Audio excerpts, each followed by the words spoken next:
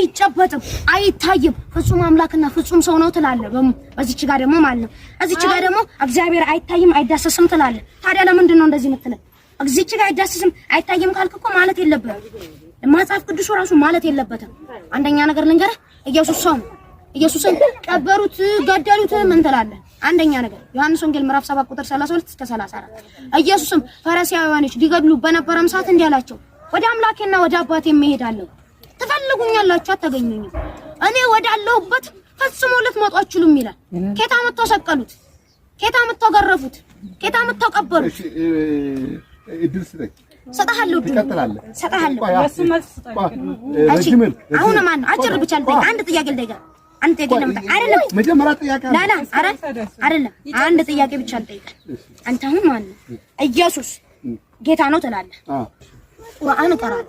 አዲስ ሰለም ፕሮቴስታንት ነበርኩ የመጀመሪያነት ላስረዳ ጴንጤ እምነት አለ ጴንጤ ነው ፕሮቴስታንት እምነት ነው የሚል ከመጽሐፍ ቅዱስ ታመጣልኛል ካላመጣልኝ ሄድ ምንም እዚች ጋር ኢየሱስ ጌታ ነው የምትልበት አማራጭ የለም ኢነ ዲኑ ኢንደላሂ ኢስላም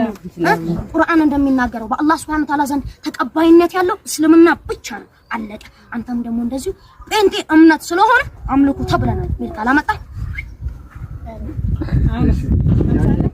መልስ አንተ ጋር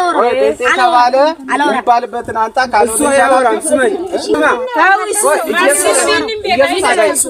ክርስቶስን ባታመን የዘላለም ሕይወት አታገኝም